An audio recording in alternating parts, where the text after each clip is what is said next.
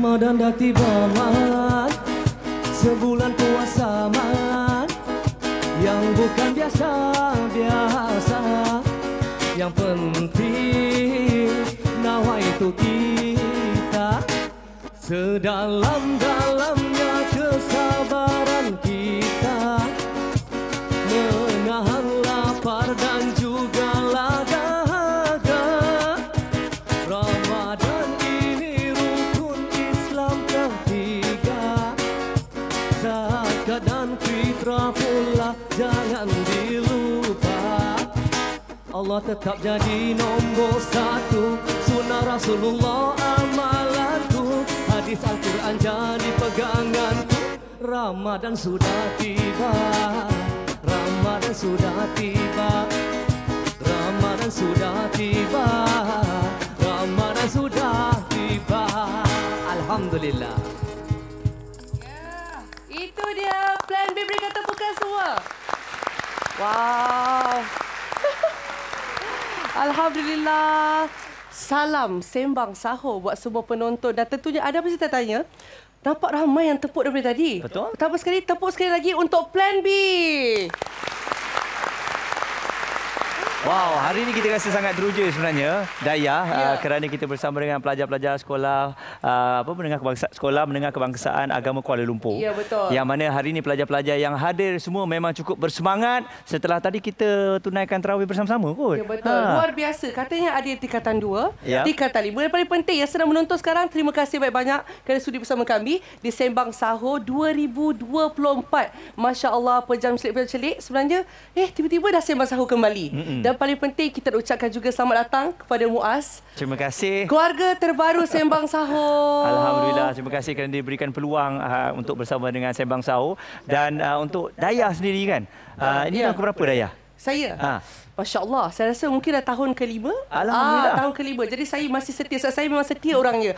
Alhamdulillah. Okey, jadi kita tak sabar sebenarnya nak bawakan kepada anda pelbagai perkongsian yang mana dalam bulan Ramadan, puasa yang kedua ni, saya harap semuanya berjalan dengan lancar. Adik-adik kita semua okey dengan puasa? Itu semangat kita nak. Alhamdulillah, tadi dah berbuka kan. Dah solat, dah tarawih. Lepas tu kiranya waktu sekarang ni memang Sembang Sahur ni, orang tanya saya, Sembang Sahur ni buat pukul 4 pagi ke bukan? 11 malam supaya kita nak sesuaikan waktu moreh-moreh tu. Bolehlah sama-sama kita menonton. Dan pastinya perkongsian kami selalunya insya-Allah bermanfaat sebab kita selalu ada artis jemputan. Ada juga bersama dengan kami seorang pakar ataupun ustaz. Betul. Okey, jadi hari ini kan adalah satu tajuk yang saya rasa sangat kena-mengena dengan zaman kita sekarang ni, iaitu dunia media sosial. Okey, sebab kita sekarang ni semua sudah maklum bahawa media sosial ada di mana-mana, ada di tangan kita kan. Dan adik-adik semua ada media sosial tak? Nampak? Semua jujur mestilah ada. Apa yang adik-adik selalu tengok kat media sosial? Semua dakwah kan, ada tak? Ada kan, mesti ada. Masing-masing ada apa orang kata, ada minatnya. Tidak salah gunakan social media. Semua diam-diam cakap, ada kata saya suka tengok kucing je kat Dayah. Iyalah. Saya suka tengok makanan bersiap untuk berbuka, ada ke? Ada. Ada kan? Hello guys, what's up guys? Kan ada juga yang menjadikan media sosial ni sebagai untuk kita berkongsi ilmu. Tak ada masalah juga. Ya, betul. Kerana kita faham guru-guru pun sekarang apabila mereka berkongsikan pembelajaran, boleh buat live menggunakan media sosial. Betul. Sebenarnya sejujurnya untuk saya Muaz, saya banyak buat sharing ataupun saya save sendiri daripada ustaz-ustaz ataupun kadang-kadang daripada page yang saya tak pernah jumpa sebelum ni tapi bermanfaat. Dan saya rasa dakwah tu sampai ke hati saya. Jadi saya rasa memang kita di semua, walaupun orang kata, lah saya ni ada 10 followers je. Saya ada 8 followers, yang like pun 2 orang je. Siapa nak tengok? Jangan. Start apa perkongsian kita sebenarnya, itu sebenarnya akan mendatangkan pahala, mendatangkan manfaat kepada orang lain. Okey. Jadi macam Plan B sendiri, bagaimana dengan dakwah? Tadi saya suka dengan lagu tu, ditukar kepada lirik dakwah. Baru dikarang hari ini ke macam mana? Memang kita dah prepare sebelum puasa. Semangat kan? Semangat lah. Tepuk sikit. Saya minta tepuk. Jadi bagaimana dari segi media sosial untuk dakwah ni? Mungkin ada yang selalu awak follow untuk ikut. Biasa saya tengok Ustaz Wadi Anwar lah. Kan? So dia punya penerangan dia mudah faham dan kena dengan zaman sekarang kan. So saya rasa input yang paling terbaik untuk berdakwah tu adalah media sosial tu sangat baiklah untuk semua orang kan, lapisan masyarakat lah. Korang ada nyanyi live juga malam-malam? Ada. Kat media sosial? Ada. Okey. Dekat mana tu? Platform mana? Platform TikTok lah. TikTok lah. Okey. Lagu apa tak boleh tahu lah. Rahsia kena tengoklah nanti. Lagu kadang-kadang orang request juga. Betul. Request. Tapi saya ni lah sebenarnya saya respect sebab tadi tukar lirik tu bukan senang. Lepas tu nak hafal lagi tu. Betul lah. Ya, tadi bagus lah plan B bersama dengan kami sepanjang Ramadan Alhamdulillah. Okey. Jadi Muaz, saya tanya awak sekali. Macam Muaz sendirilah penggunaan media sosial. Sejujurnya sehari berapa jam Muaz? Sehari berapa jam ya? Ni jujur. Jujur. Saya rasa lebih daripada 2-3 jam lah. Okey, kita tanya adik-adik dekat sini lah. Adik-adik berapa jam agaknya? Tak ada, setengah 2 jam. Sini 5 minit je. 5 minit betul ke? Jangan cikgu-cikgu semua kat depan tengok je tu kan. Lebih berapa jam? 5 jam, 3 jam? Mungkin. Apa? Semua tak nak pecah rahsia. 3 jam tu tengok benda-benda baik je tau. Betul. Google, benda-benda pasal ilmu semua. Betul. Tapi kan sebenarnya yang paling menarik tentang social media ni, bagaimana cepatnya sesuatu info tu boleh sampai tanpa kita sedari. Betul. Sejujurnya macam Daya sendiri, Daya pernah buat satu sharing ke. Sharing tu sangat simple sebenarnya. 30 saat saja. Tapi saya bangun-bangun tidur saya tengok dah sampai 1 juta. Wow. Jadi yang sebenarnya menarik bila perkongsian kita tu mendatangkan manfaat kepada orang lain. Betul. Yang berilmu, kan? Itu yang kita nak sebenarnya. Dan hari ni kita bersama dengan mereka-mereka yang saya rasa dia punya influence tu sangat besar, sangat tinggi. Okey, jadi kita nak tengok bagaimana dengan media sosial ni, terutamanya dalam bulan Ramadan kita boleh menyampaikan dakwah dengan cara yang mudah. Dan satu lagi, mungkin dalam bulan Ramadan ni akan ada orang yang bertukar konten.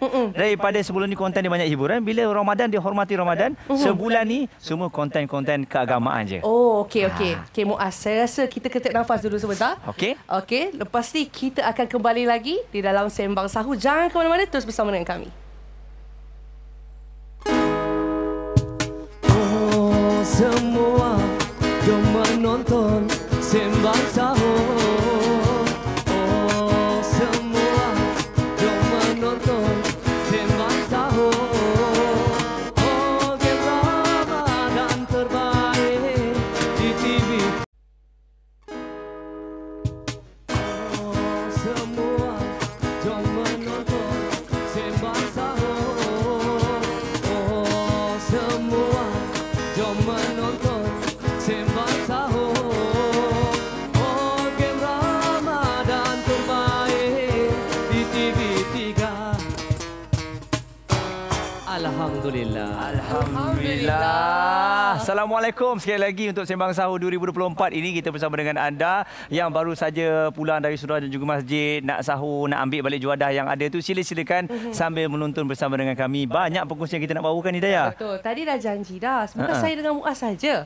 So, hari ni kan kita cerita tentang dakwah media sosial. Betul. Dan bersama dengan kami sebenarnya dua orang yang saya rasa memang tak asing lagi dalam dunia media sosial, dan juga perkongsian pun berbeza-beza sebenarnya Muaz. Mungkin Muaz nak kenalkan Muaz. Sebabnya para jejaka. Ya, para jejaka yang tampaknya sama. Tanpa sama Tanpa sama lah dengan kita. Jadi kita nak ucapkan selamat datang kepada Dr. Kamilin yang bersama dengan kita pada hari ini. Doktor, terima kasih. Selamat berpuasa juga. Dalam kesibukannya sempat bersama dengan kita hadir pada hari ini, ya Doktor. Terima kasih menjemput. Alright, dan di sebelah Doktor tu, walaupun wajahnya seperti adik-beradik, tapi mereka tak ada sangkut paut. Kita ada Imran Akil. Apa khabar Imran? Baik, Alhamdulillah. Terima kasih. Alhamdulillah. Okey, baik. Untuk semua adik-adik dekat sini, boleh dapatkan tepukan tak untuk kita punya tetamu? Alhamdulillah. Kalau penonton semua nak tahulah, sebenarnya daripada tadi mereka asyik tersenyum je. Tersenyum, happy tak kenal. So, selama ni jumpa auranya di media sosial. Tiba-tiba datang pula ke sekolah. Kan? Okey, jadi kita nak borak dululah. Imran Akil. Bolehlah kita kata pengantin baru lagi lah ya? Betul, 5 bulan jugalah. Alhamdulillah lah. 5 bulan macam mana dari segi ni tahun pertama berpuasa bersama ni? Alhamdulillah daripada segi daripada pengurusan puasa tu masih lagi dalam perbincangan lah, sebab kadang-kadang kami sahur nak makan apa, buka masih lagi planning nak buat apa, semua itulah. So setakat ini banyak benda yang saya first time terokai jugalah. Banyak benda nak kena belajar juga. Tak ada merajuk-merajuk Alhamdulillah saya tak ada lah. Banyak benda nak belajar juga daripada Abang Muaz. Kalau merajuk bolehlah refer kepada Muaz ya. Biasalah ni master sebenarnya. Jadi Doktor, kalau kita sebut mengenai media sosial, dakwah media sosial ni, kita tengok alhamdulillah saban tahun nampaknya dakwah di media sosial tu semakin ramai yang telah pun menggunakan platform tersebut. Pada pandangan Doktor sendiri bagaimana melihat terutamanya apabila datangnya bulan Ramadan? Alhamdulillah, bagi saya, pandangan saya, media sosial ni satu platform dakwah yang sangat-sangat baik, especially kalau kita nak gunakan jalan kebaikan. Contohnya kalau saya cakap, biasaannya dulu kalau kita nak cerita-cerita tentang Islam, tentang kebaikan, apa-apa ni semua biasanya di masjid-masjid. Mungkin yang mendengar adalah 20-30 orang kalau ramai. Tapi sekarang ni boleh sampai jutaan, ratusan ribu, puluhan ribu yang boleh dapat mesej kita ni. Itu satu peluang sebenarnya untuk nak kita rebut lah, buat-buat kebaikan ni semua. Okey, jadi kalau diikutkan, alhamdulillah lah sekarang ni anak-anak muda pun mudah nak faham dan mudah nak tahu tentang apa-apa perkongsian agama Islam. Macam Dr. Kamila sendiri, sejak bila sebenarnya mula aktif dalam berkongsi ilmu di social media ni? Nak tahu juga. Saya ni sebenarnya sejujurnya saya ni bukanlah orang yang terlalu nak jadi dalam ke depan lah dalam media sosial ni. Saya sebenarnya orang yang pemalu, orang yang introvert, orang yang mungkin lebih suka dan selesa berada di belakang tabir. Cuma bila dah terlibat dalam dunia dakwah ni, dia dah jadi, sebenarnya yang buat media sosial ni bukan saya. Asalnya saya mula daripada Facebook, anak murid yang buat kan. Lepas dibuatkan, jadi kita pun dah jadi macam tak boleh nak patah balik dah. So kita terus, lepas tu ingatkan sekadar-sekadar tu, tapi orang tarik lagi pergi ke medan lain. Lepas tu sebab tu saya lambat nak buka Instagram, semua tu agak lambat sikit. Tapi bila buka Instagram, dia punya style dia agak berbeza.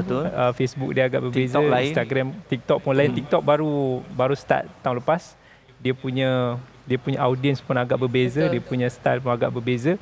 So bila dah masuk dalam dunia tu, kadang-kadang kita rasa nak juga tarik diri. Tapi bila teringat, setiap kali bila datang perasaan tu, bila jumpa dengan orang-orang kat luar, ramai yang bila tegur dia kata, Dr. Kamilin, terima kasih, saya selalu ikut video tu, saya selalu dapat manfaat daripada video-video tu. Jadi dia macam naik balik semangat tu. In front. Termasuk saya sekali ya. Mungkin awak pun ada rasa lebih kurang sama juga macam Dr. Kamilin. Macam awak sendiri kan sebagai anak muda, adakah bermulanya Imran Aqil ni dalam bidang seni lah contohnya ya, awak pernah menjadi DJ radio, juga soal pelakon ni sekarang. Jadi bagaimana awak mula berkecimpung sebenarnya, dan bagaimana awak melihat dakwah melalui media sosial ni memberi impak pada diri awak juga sebenarnya? Betul. Salah satunya daripada video-video Dr. Kamil jugalah memberi impak pada saya, sebab to be honest, kalau ikutkan biasanya majlis ilmu ni pemuda-pemuda macam saya sendiri macam agak kurang sikit nak pergi ke sana jugalah, sebab yang maybe suasana kawan-kawan tak ada, so agak semangat tu tak ada. Jadi bila kita belajar dekat social media ni, baru kita tahu macam-macam, especially benda yang paling saya rasa benda penting adalah bila mana saya belajar tentang Al-Fatihah, kesalahan-kesalahan yang majoriti orang buat. And salah satunya sebabkan saya tak boleh nak berdakwah, saya tak ada ilmu agama yang secukupnya. Jadi saya daripada segi CSR ataupun sukarelawan, saya pernah pergi ke Vietnam, saya pernah pergi Sabah 2 minggu, sebulan untuk buat kerja sukarelawan untuk memberi manfaat pada semua orang supaya diorang pun boleh ikut sekali apa yang saya dan tim melakukan. Seperti apa yang kita lihat dalam skrin sekarang ke? Ini orang tengah buat apa? Saya mengajar ke bagi bantuan ke? Dekat Vietnam, sebab kita tahu majoriti diorang tak fasih dalam bahasa English. So basically ada juga kelas yang kami lakukan macam shapes, ICT, dan dekat sini student-student engineering kita orang buat jalan. Jalan untuk penduduk tempatan kat situlah. Itu awak lah tu. Itu saya lah tu. Itu bukan orang Vietnam tu. Kat Vietnam macam orang pun macam salah anggap ini orang Vietnam ke? Dah jadi orang tempatan. Jadi saya lihat dakwah tu boleh disampaikan dengan pelbagai bentuk, ya, bukan saja untuk agama tetapi mungkin kemanusiaan. Dan doktor, bagaimana pula kalau melihat ya bagaimana konten-konten yang doktor bawakan tu, setiap kali nak buat video tu, yang mana doktor rasa macam boleh pergi ni ataupun yang ni patut dikongsi ni, kejap lagi doktor jawab lah. Itu kan kita simpan doktor. Sebab macam kami pun kalau dah buat video 2-3 kali tak jadi ni nak post. Itu biasa. Jadi kejap lagi kita akan dapat jawapan daripada Dr. Kamili. Sekarang ni kita nak saksikan dulu, kita ada singgah sahur bersama dengan Dai Aiman. Apa kata kita sama-sama saksikan?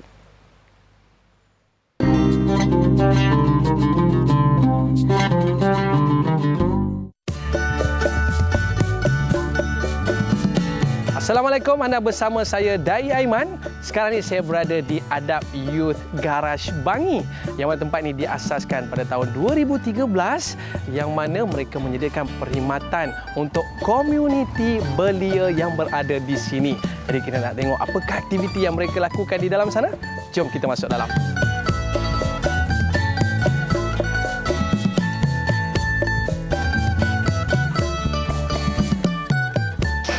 Assalamualaikum.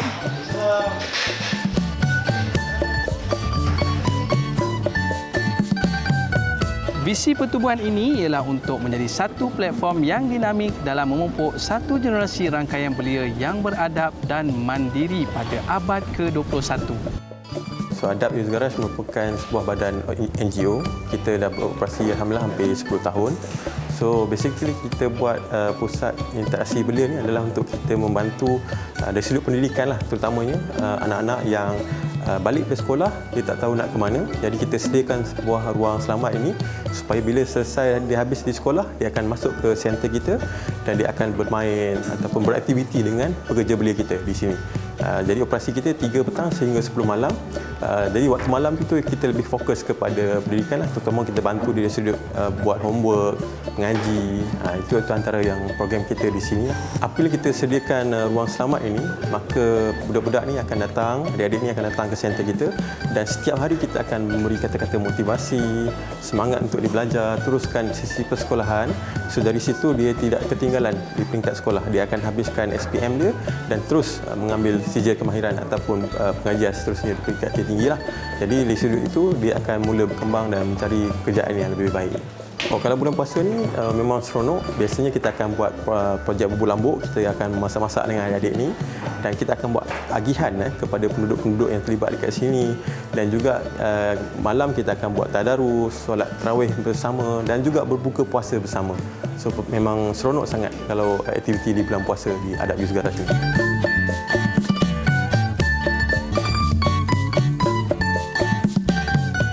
Di kesempatan ini juga, anak-anak dari keluarga B40 di flat berhampiran diberi peluang untuk sama-sama membuat roti sandwich menggunakan produk keluaran Massimo. Selain mendapat pendidikan di sekolah, anak-anak di sini turut diajar kemahiran hidup bagi memupuk nilai-nilai serta etika yang baik dalam diri mereka. Antaranya kemahiran menguruskan diri dan menyediakan makanan yang mudah seperti untuk sarapan. Roti sandwich dengan germa gandum Massimo yang terkenal disemai dengan kebaikan semula jadi, germa gandum yang dikaitkan dengan kesihatan jantung yang lebih baik. Germa gandum yang merupakan gudang mineral yang kaya dengan vitamin E, B1, B2, B6, asid lemak omega 3, serat semula jadi protein, magnesium, fosforus dan zinc. Germa gandum sememangnya sumber makanan dengan pelbagai manfaat untuk kesihatan serta mengurangkan risiko penyakit jantung. Jadi kita nak mempersilakan tim daripada Massimo untuk menyampaikan sedikit cenderar hati kepada tuan rumah kita pada hari ini. Dipersilakan.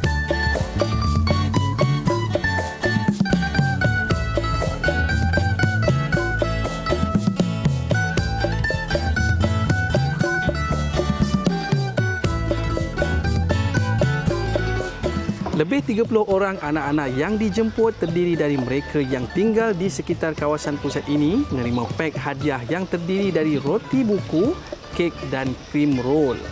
Kebersamaan masyarakat dalam membawa perubahan kepada kehidupan anak-anak ini mampu merubah lanskap pemikiran belia negara suatu hari nanti. Keterujaan terlihat di wajah anak-anak ini apabila menerima sumbangan dari pihak penaja. Moga mereka menjadi generasi berakhlak yang mahukan kebersamaan, kesaksamaan dan keadilan dalam masyarakat untuk membina negara Malaysia.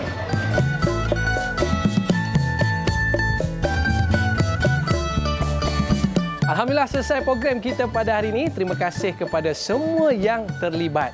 Sabda Nabi SAW, orang yang terbaik itu adalah orang yang memberi manfaat kepada orang lain.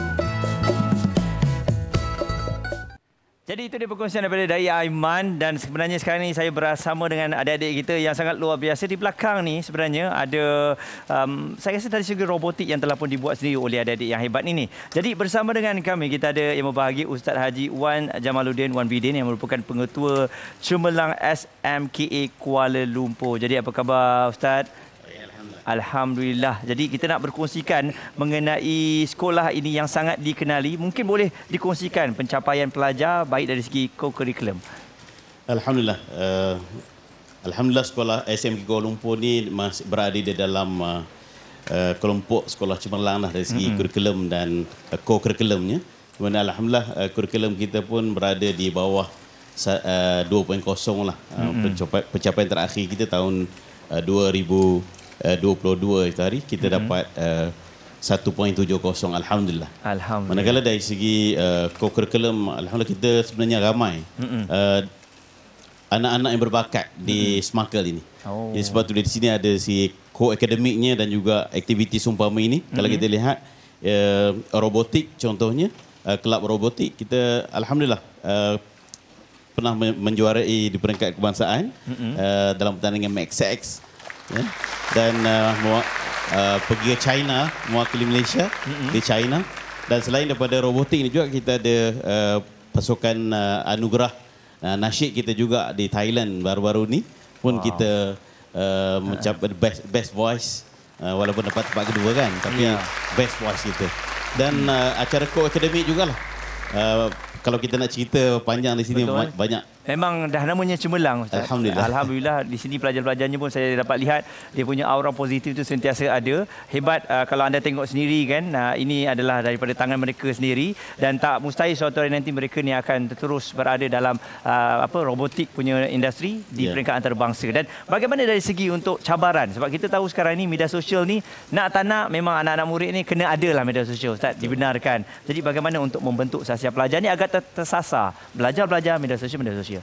Ialah memang satu cabaran kepada kita lah dalam era media sosial sekarang.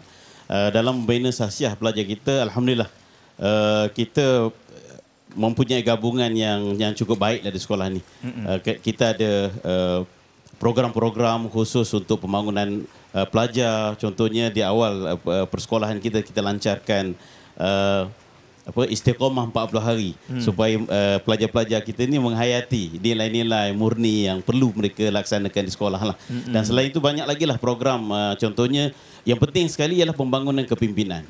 Kerana bagi saya untuk membangunkan akhlak dan juga kerohanian, perkara pertama yang perlu kita bina dalam kalangan pelajar ialah kepimpinan. Bila kepimpinan pelajar itu dapat kita gerak dengan baik, insya-Allah secara tak langsung disiplin dan juga kerohanian itu akan terbina lah, insya-Allah. Dan bagaimana dari segi cabarannya, Ustaz? Cabaran mendidik pelajar-pelajar sekarang berbeza. Kalau kita bandingkan dulu dan juga sekarang, mereka lebih advance, kan? Ya, bila kita nak mendepani cabaran pelajar-pelajar sekarang dengan teknologi jugalah. Jadi kita menggunakan kemudahan-kemudahan kita yang ada di sekolah ini untuk membina sasiah pelajar lah dari aspek media sosialnya dan juga kemudahan-kemudahan internet di sekolah. Kita beri peluang kepada pelajar-pelajar kita untuk menggunakan kemudahan yang ada di sekolah lah, untuk mereka membangunkan kepimpinan diri dan juga sasiah mereka. Okey, kiranya secara keseluruhan berapa orang murid yang ada? Di sekolah ni kita ada 600, tapi tahun ini insya-Allah kita akan penuhkan 700 lah sebagaimana dalam enrolment kita. Ya, dan kebetulan bila orang tengok ni, Ustaz, kan, ibu bapa yang sedang menyaksikan ini, mereka nak menghantar anak-anak mereka ke sekolah berasrama contohnya, kan, ataupun sekolah-sekolah cemerlang sebegini. Apa agaknya persediaan? Kadang-kadang ibu bapa risau dalam apa, bolehkah anak dia survive, kan, bolehkah dia mendapati bersama dengan kawan-kawan ni? Semua sedia maklumlah bahawa SMK Kuala Lumpur ni adalah salah sebuah sekolah 11 buah sekolah tahfiz modul ulul albab. Sudah tentulah cabaran untuk berada di sini cukup hebat, kerana kita memerlukan anak-anak yang mempunyai kekuatan lah dari segi fizikal, mentalnya, kerana mereka diberi tanggungjawab untuk menyelesaikan hafazan 30 juzuk dalam tempoh 5 tahun. So Alhamdulillah pencapaian hafazan anak-anak kita pun baiklah di sini. Melebihi 95% lah, 98.4% tahun ini pencapaian hafazan anak-anak kita di sini. Jadi persiapan di kalangan ibu bapa yang bercadang untuk membawa anak-anak ke sini untuk terutamanya dari segi Al-Quran lah, untuk memastikan bacaan anak-anak itu lancar supaya dalam ujian ataupun dalam temuduga nanti mereka boleh melepasinya. Kerana persaingannya cukup hebat. Betul, kan? Kalau seorang boleh baca, semua orang boleh baca. Betul. Bagaimana caranya apa semua, kan? Jadi Ustaz, terima kasih atas perkongsian yang telah pun diberikan, dan kita dapat rasakanlah pelajar-pelajar ini insya-Allah akan menjadi pelajar-pelajar yang hebat. Yang bersama dengan kita ni tingkatan 5 dengan tingkatan 2 ya. Ya, insya-Allah. Yang bersama dengan di belakang ni tingkatan 5 semuanya. Ini ada yang tingkatan 2 juga dan ada tingkatan 5 lah. Saya untuk grup malam ini tingkatan 5 dan tingkatan 2. Okey, jadi itu dia sedikit kita berkongsikan bersama dengan anda penerangan daripada yang berbagi Ustaz Haji Wan Jamaluddin Wan Bidin, Pengetua Cemerlang SMKA Kuala Lumpur mengenai prestasi pelajar-pelajar di sini. Dan kepada anda semua jangan ke mana sebab kita akan kembali semula untuk terus membicarakan mengenai dakwah di media sosial ini pastinya di Sembang Sahur. Semua jom menonton Sembang Sahur. Oh semua jom menonton Sembang Sahur. Oh semua jom menonton Sembang Sahur. Oh semua jom menonton Sembang Sahur. Program Ramadan terbaik di TV3. Alhamdulillah. Itu dia Plan B. Alhamdulillah. Terima kasih kerana semua terus bersama dengan kami dalam Sembang Sahur dan tentunya kemeriahan terus dirasakan di sini. Di mana kita, Muaz? Yes, kita di Sekolah Menengah Kebangsaan Agama Kuala Lumpur. Kita dengarkan suara mereka sedikit boleh? Semua masih lagi okey? Nampak? Saya nak bagi tahu kepada semua sebab kita ni memang setengah siaran langsung dan mereka memang berada bersama dengan kita. Takut nanti kata, alah tipulah Kak Dayang Abang ni. Ni record kan? Tak, ni live. Kita boleh bagi tahu sekarang jam 11.31 kan? Betul. Ini bukan Real cobaan, kan? ini betul-betul. Real time. Betul-betul. Dan tentunya kita sambung lagi perbincangan kita hari ini iaitu tentang dakwah media sosial. Dan bersama kita bersama dengan Dr. Kamilin dan Imran Akil. Tadi Muaz, ada satu soalan yang tergantung Muaz nak tanya Dr. Kamilin tadi. Saya tertanya-tanya juga bagaimana Dr. Kamilin nak melihat konten-konten yang bersesuaian dengan mereka yang mengikuti ataupun nak menyampaikan dakwah ni. Kalau setakat letak kamera, kita cakap tak mungkin benda tu boleh sampai kan? Saya biasanya satu misi saya adalah macam mana kita nak memperkenalkan masyarakat ataupun audiens kita dengan hadis-hadis Nabi ataupun ayat-ayat Quran. So sebab tu bila setiap satu video saya akan cuba untuk nak ada satu hadis sumbernya daripada mana dan kemudian kita akan mempermudahkan dia punya olahan supaya masyarakat awam boleh fahamlah. Sebab nak didik disiplin masyarakat supaya bila kita nak ambil apa-apa sumber agama ni dia ada dia punya rujukan dan juga bila ada sumber rujukan tu kita akan lebih rasa tenang, kita akan rasa lebih yakin dan lebih autentik lah. Ya, betul. Sebab betul kadang-kadang dalam dunia sekarang ni, kadang-kadang sejujurnya Dr. Kamilin, saya sendiri, saya pasti penonton di rumah pun sama, kita nak berkongsi. Kadang-kadang kita nampak posting di social media, ramai orang komen, ramai orang post. Tapi kita tak pasti sahih atau tak. Dan kita risau apa yang kita kongsi itu tak sahih, nanti ibaratnya bukan mendatangkan pahala, tapi mendatangkan dosa. Bagaimana pendapat Dr. Kamilin dalam kalau kita nak berkongsi, lagi berkaitan dengan ayat Quran ataupun hadis? Betul, itu yang kadang-kadang berlaku dalam masyarakat. Masyarakat kita mudah menerima dan terus menyebarkan. Kadang-kadang apa yang dia dengar tu dia rasa ini mesti betul. Tapi Nabi SAW sebut dalam hadis riwayat Muslim, even kalau saya sebut hadis pun, kalau saya cuba untuk nak sebut dalam riwayat siapa, Nabi kata kafa bil mar'i kadiban ayuhadditha bi kulli ma sami'. Cukuplah seorang tu terjerumus dalam pendustaan ataupun digelar sebagai pendusta dengan sekadar dia menyebarkan segala apa yang dia dengar. So maksudnya tak semua apa yang kita dengar tu kita terus untuk ni. Nabi nak suruh ajar kita supaya kita berfikir, supaya kita mencari, supaya kita beramal dengan keyakinan yang lebih baik. Macam Imran pula bagaimana? Saya rasa mempunyai follower yang ramai ni sebenarnya selain daripada kebanggaan untuk kita, dia merupakan satu tanggungjawab untuk kita. Betul. Yang baik awak sebarkan, baiklah follower awak dapat. Yang buruk awak sebarkan, di sebaliknya lah mereka dapat. Betul. Jadi macam ni Imran? Bagi saya dia satu ujian jugalah sebab kawan saya pernah tanya jugalah kan. Dia kata engkau kalau dah jadi macam orang panggil pempengaruh ataupun influencer ni kan, kau nak orang tengok engkau ni dapat benda yang manfaat ke ataupun benda yang akan jadi satu ujian untuk kau. Satunya contoh kalau saya maybe pakai seluar pendek, orang pun ikut pakai seluar pendek. Sebab kadang-kadang masyarakat sekarang ataupun pemuda sekarang kan, dia orang salah pilih idola. Diorang idolakan orang yang tak sepatutnya. Saya risau jadi orang yang tak sepatutnya lah. So saya cuba untuk tidak ke arah situ. Saya cuba sedaya upaya untuk berbuat yang baik. Mana yang baik tu saya tunjuk, yang tapi tak nak yang ke arah menunjuk-nunjuk. So saya buat yang seikhlas yang mungkin. Saya tak nak nampak macam dia ni overnya, asal kamera je buat baik, asal kamera je buat baik. Saya tak nak ke arah situlah. Jadi kena filter jugalah. Bukan mudah Suraya. Menjadi seorang pengaruh dia, bila kita buat, kejap lagi ada yang cakap, oh bagus lah dia ni buat kebaikan. Tapi ada juga yang kata, macam menunjuk je Dr. Kamilin. Macam mana kita tengok sekarang bulan Ramadan. Saya tengok ada orang buat posting juga yang katanya, lah bulan puasa tiba-tiba semua jadi baik. Tapi saya rasa lah, Muaz, saya tak tahu untuk Muaz ataupun untuk penonton sendiri, bagi saya bila seseorang tu mengajak ke arah kebaikan, itu adalah sesuatu yang baik. Bulan Ramadan mungkin bulan pencetus. Apa pendapat Dr. Kamilin sendiri bila semua cuba berkongsi manfaat bulan Ramadan ni? Yang macam saudara Imran sebut tu, bila seseorang tu dia bermain dalam lensa ataupun medsos, dia punya bahaya dia adalah kerana dia bermain dengan pandangan manusia, pandangan manusia yang melihat ke arahnya. Jadi benda tu tak salah kalau kita buat tu untuk nak mengajak orang ke arah kebaikan, tapi kita akan selalu bermain dengan soal hati. Kadang-kadang orang ni, kepada diri saya sendiri jugalah, kadang-kadang kita akan selalu, bila kita buat satu konten tu, kadang kita, adakah aku buat ni sebab views, adakah aku buat ni sebab nak mengharapkan like daripada orang. Kadang-kadang itu syaitan dia akan sentiasa akan kacau supaya dia tahu kalau dia tak nak kita buat, tapi kalau kita buat dia akan rosakkan hati kita juga. So kalau kita tengah-tengah fikir macam tu, kita itu yang adakah kalau kita tak dapat views ataupun likes tu, kita akan give up daripada message yang kita nak buat tu. Saya pegang pada dua hadis, tiga lah, saya kata tiga hadis penting lah. Dalam hadis riwayat Muslim, Nabi SAW sebut, man dalla ala khair falahu mithlu ajri fa'ilih. Siapa yang tunjuk orang tu buat ke arah satu kebaikan, orang tu dibuat, kalau ada 1000 orang buat, dia akan dapat semua pahala-pahala orang tu buat. Even dalam hadis riwayat Muslim yang lain, Nabi SAW kata, siapa yang tunjuk man sana fil Islam sunnatan hasanah, panjang hadis tu. Nabi kata siapa yang tunjuk kebaikan, orang tu buat, dia akan dapat pahala orang tu sampai tak akan berkurang.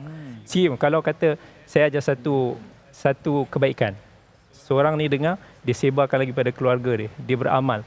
Jadi kita dah jadi macam skim MLM dalam pahala ni. Orang tu buat, orang kita yang akan dapat, kita akan dapat. Sebab tu manusia yang paling banyak pahala dekat dunia ni Nabi SAW. So Nabi yang ajar kita. So apa yang kita buat, segala kebaikan ni Nabi SAW akan dapat. So itu hadis yang saya pegang betul-betul. Tentang likes atau views. Of course, sebagai seorang pempengaruh, ataupun saya bukanlah pempengaruh, tapi bagi orang yang biasa bermain dengan medsos, dia akan selalu nak mengharapkan banyaklah daripada support, daripada ini kan. Tapi bila kita dengar satu hadis Nabi SAW sebut, dalam hadis Sahih Muslim juga, Nabi kata, fa wallah la yahdiyallahu bika rajulan wahidan khairul laka min an yakuna laka hamrun na'am. Nabi kata, demi Allah, kalau kamu boleh tarik orang tu seorang je, tarik dia ke jalan hidayah, kebaikan, itu lebih baik daripada kamu dapat unta merah. Unta merah ni satu, kita kata Ferrari merah lah zaman dulu, tunggangan yang paling mahal, kenderaan yang paling mahal zaman dulu. Itu pun Allah akan bagi reward yang cukup besar. Kita kata, okay, one is enough. So itu akan menyejukkan balik kita hati. Satu views pun Alhamdulillah. Yang penting kebaikan. Imran, kita kebetulan adik-adik kita bersama dengan kita pada hari ini kan. Kadang-kadang mereka pun inginkan follower yang ramai. Betul tak adik-adik? Ada tak yang teringin sangat ada follower ramai? Saya ni dah 2 tahun 10 orang je yang like pun kawan sebelah. Jadi nak teringin ramai. Imran, awak ada follower yang ramai. Cuba awak mungkin nasihat kepada mereka-mereka yang kadang-kadang teringin sangat nak follower ramai. Apa sebenarnya cabaran dia? Satu cerita jugalah, saya pernah ada camp dengan sekolah ni. Saya tanya, bila masa nanti nak jadi apa? Influencer, social media influencer. Saya cakap, akademi tak ada ke? Doktor ke? Kan? So memang sekarang ni pemuda atau remaja sekarang ke arah situ. Sebab dia nampak itu adalah bestnya. Sedangkan kalau kita dalam platform ni, satu kecaman boleh buatkan kita rasa macam ada setengah orang yang niat nak bunuh diri pun ada. Benda tu macam ada setengah orang kata keyboard warrior. Keyboard warrior. Yes, keyboard warrior ni kadang-kadang kita tak pernah nak kawal. Mula-mula orang ni memang boleh katakan agak jahat jugalah and beri impact pada kita. Jadi itu antara ujian yang kita kena terima and kena sentiasa bersabar supaya kita tak tunjuk emosi pada follower-follower tu. Tapi nak cakap pasal follower, memang banyaklah cara-cara dia macam mana nak dapat. Ada setengah orang dia buat resepi, ada setengah orang travel macam-macam. So kena cari forte masing-masing. Kalau nak bincang tentang social media, dia panjang ceritanya. Tapi kami nak tunjuk sesuatu kepada semua penonton iaitu tentang jom masak bersama Chef Naim. Siapa suka konten masak-masak? Inilah dia. Jom kita tengok masak apa tu. Assalamualaikum, hai, anda bersama saya Chef Naim dalam segmen Jom Masak, dan sekarang ni saya akan buat menu istimewa iaitu rulat udang berempah menggunakan roti sandwich dengan germa gandum Massimo. Germa gandum yang merupakan gudang mineral yang kaya dengan vitamin E, asid lemak, omega 3, serat semula jadi, protein B1, B2, B6, magnesium, fosforus dan zinc. Saya ada juga bahan lain yang diperlukan iaitu kita punya lemon. Lepas tu kita ada juga sedikit bawang putih. Kita ada udang, daun limau, serai, daun bawang, sos tiram dan juga chili flake. Kalau nak tahu hasil dia macam mana, kena tengok sampai habis. Jadi untuk langkah yang pertama, kita akan potong bahan-bahan kita, kemudian kita akan kisarkan semua sekali. Kita potong dulu kita punya bawang putih. Okey, potong kecil sikit. Okey, dah masuk bawang putih. Seterusnya, kita akan masukkan juga kita punya serai. Potong sikit, potong kecil sikit. Seterusnya, kita masukkan udang. Okey, masuk udang terus. Kita satukan bersama dengan kita punya chili flake. Dan saya akan masukkan juga bersama dengan kita punya sos tiram. Untuk bahan kita ni, kita akan kisarkan dia.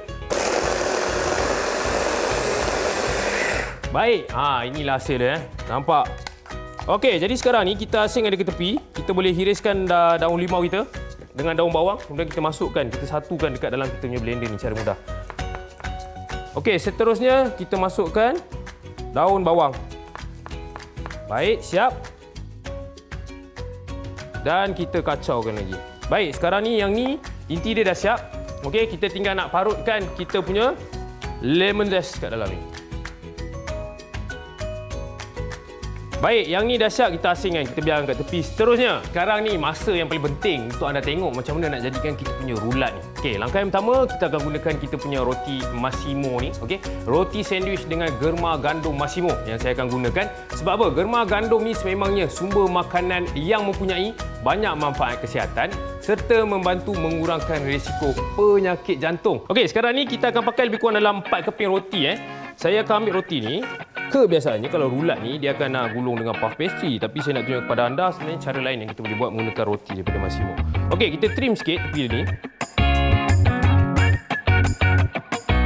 Langkah yang seterusnya kita akan satukan dia. Okay, buat macam ni, selang-seli. Dan pastikan bila kita nak buat ni dia melekat antara satu sama lain. Dan kita roll dia secara perlahan-lahan dulu. Okey, pasti dia melekat cantik sikit macam ni. Okey, baru kita tekan lagi kuat sehingga kalau boleh kita dapat dia betul-betul nipis lah. Okey, dah siap ni. Kita sediakan kita punya plastik wrap. Bila nak gulung ni, kita memang kena gunakan plastik wrap ni lah sebab dia akan memegang kita punya roti ni nanti supaya dia tak, orang kata dia cantik lah. Kalau nak terus gulung macam ni boleh juga, tapi kita takut dia terbuka. Okey, jadi langkah yang seterusnya, kita boleh ambil inti ni, inti udang kita ni, dan kita boleh ratakan di atas permukaan roti kita. Dan sekarang kita akan gulungkan dia untuk jadikan dia bentuk rulat. Jom. Okey, sekarang ni kita gulung, lepas tu kita padatkan dia. Nampak ni? Saya padatkan dia, gulung lagi. Okey, bila dah sampai ujung ni, kita boleh tarik dia tegang sikit. Lepas tu kita gulung dia macam ni. Ni, kita ketatkan tepi ni. Okey, bagi dia jadi macam orang kata macam gula-gula macam tu. Dan langkah yang seterusnya kita potong. Nampak dalam tu macam tu. So kita boleh nampak ada punya gulungan tu. Lepas tu nanti bila kita masak, udang tu nanti dia akan berwarna merah, dia akan kembang sikit. Seterusnya kita kena buka balik gulungan yang kita dah buat ni. Kita buka, saya akan ambil lidi. Kita akan cocok dekat mana dia punya penamat tu. Okey, dekat dia punya ending yang kita matikan tadi tu, kita cocok kat sini. Terus sampai ujung. Bila dah gulung, nak bakar dan nak apa pun boleh, terpulang kepada anda. Tapi saya nak buat cara yang biasa orang buat kat rumah lah. Kita nak gorengkan dia ataupun kita nak pensit dia dengan minyak yang sedikit. Okey, kita masukkan minyak. Kemudian kita buka api. Okey, dan untuk resipi ni pula, bila kita nak masak, dia jangan guna api yang terlalu besar. Masukkan terus. Okay. Biarkan dia masak. Daripada minyak tu sejuk, dia akan panas. Dan lama-lama dia akan melesat ke dalam roti tu dan dia akan masak dengan cantik lah. Okey, kita susun semua sekali. Okey, pastikan anda guna roti sandwich dengan germa gandum Massimo. Okey, sekarang ni saya tunggu saya punya roti lebih kurang lagi 3 minit. Dah siap nanti kita boleh hidang dan kita boleh makan.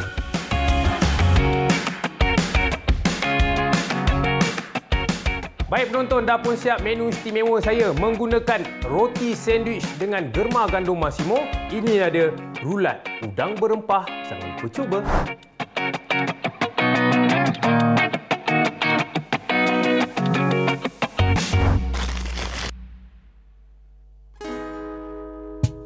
Oh semua, jom menonton Sembang Sahur. Oh semua, jom menonton Sembang Sahur.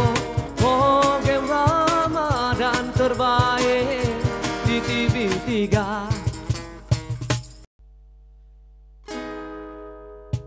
Oh semua, jom menonton Sembang Sahur.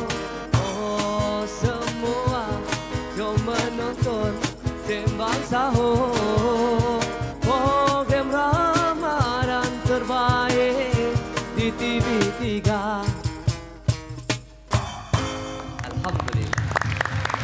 Alhamdulillah, masih lagi cergas, masih lagi bertenaga dalam Sembang Sahur 2024. Bersemangat kita bersiaran langsung pada hari ini di Sekolah Menengah Kebangsaan Agama Kuala Lumpur. Berbicara mengenai dakwah di media sosial ni, Daya. Ya, betul. Sebenarnya topik yang sangat menarik dan kalau kita bincangkan memang banyak lagi kupasan sebenarnya. Dan pastinya kita bersama dengan Dr. Kamilin dan juga Imran Akil. Tadi dah kongsi banyak Dr. Imran. Tapi kan Imran, awak sebagai seorang anak muda lah kan. Tadi kita mungkin ada bincangkan perkongsian kita ni, kita takut budak-budak jadi ikutan tersalah idola dan sebagainya. Macam Imran sendiri, kita nak tahu juga sisi lain seorang Imran Akil. Awak kan Imran, kalau social media asalnya, awak suka tak tengok dakwah-dakwah yang daripada mana-mana page ataupun Ustaz Dr. Kamilin contohnya?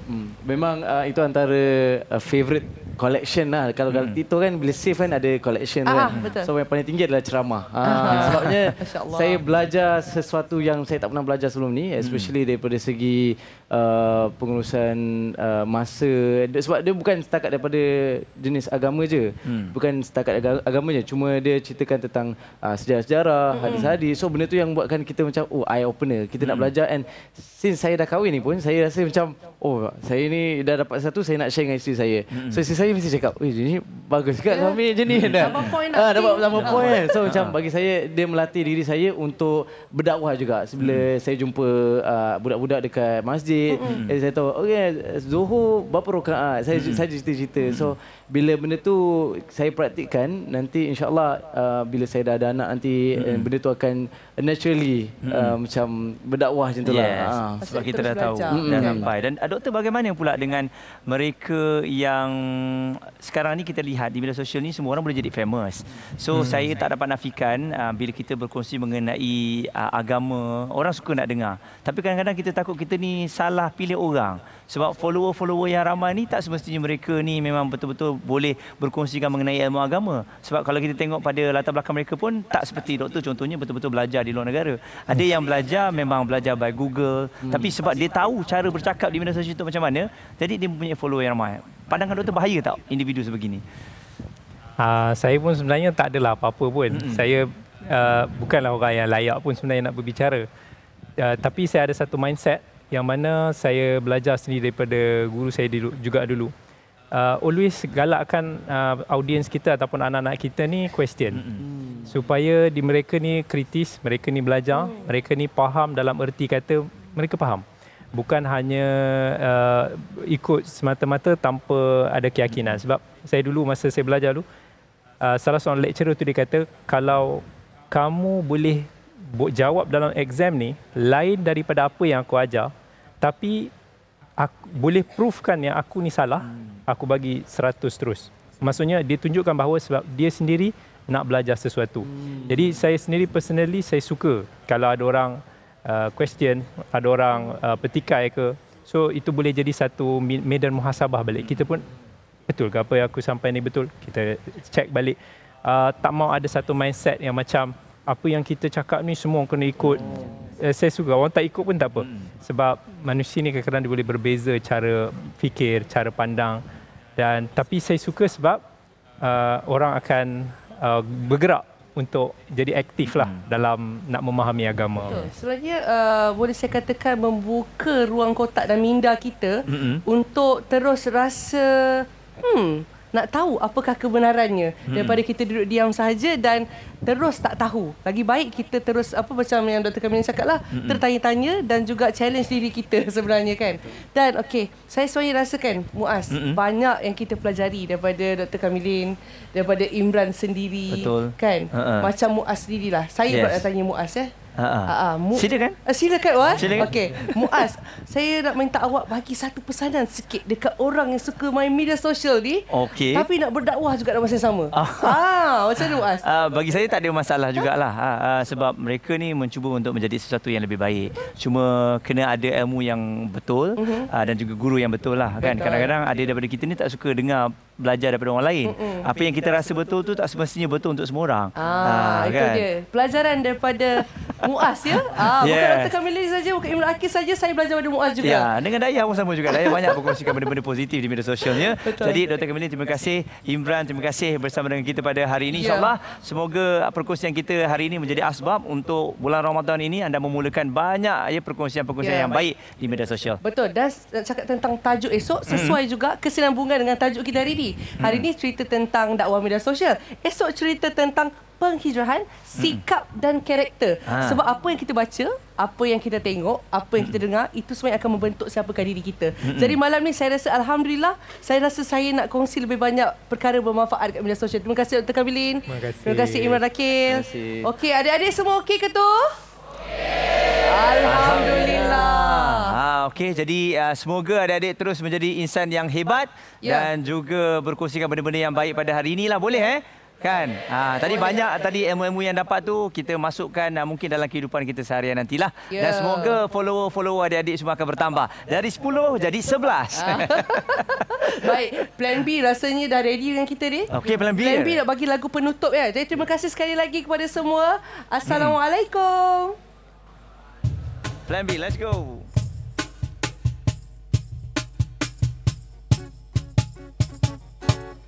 Ucaplah Alhamdulillah, syukur kita kepada Allah.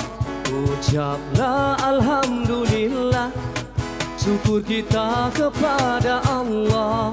Selawat ke atas Nabi Muhammad ya Rasulullah. Selawat ke atas Nabi ya Rasulullah. Ucaplah Alhamdulillah, syukur kita kepada Allah. Ucaplah Alhamdulillah, syukur kita kepada Allah. Selawat ke atas Nabi Muhammad ya Rasulullah. Selawat ke atas Nabi ya Rasulullah. Syukur, syukur, syukur ya Allah. Syukur, Alhamdulillah. Syukur, syukur, syukur ya Allah. Syukur, Alhamdulillah. Syukur, syukur, syukur ya Allah. Syukur, Alhamdulillah.